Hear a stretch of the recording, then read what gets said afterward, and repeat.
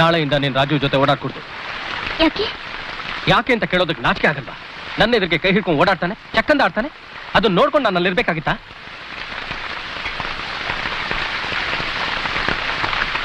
ನೀನ್ ನಾಟಕ ಆಡಿದ್ರೆ ನಾನು ನಂಬಲ್ಲ ಕ್ಷಮ. ಈಗ ನೀನ್ ನನ್ನ ಹೆಂಡತಿ. ಮೊದಲಿನ ಹಾಗೆ ಬೇಕಾದ್ ಮಾಡೋ ಸ್ವಾತಂತ್ರ್ಯ ನಿನಗಿಲ್ಲ. ಯಾಕೆ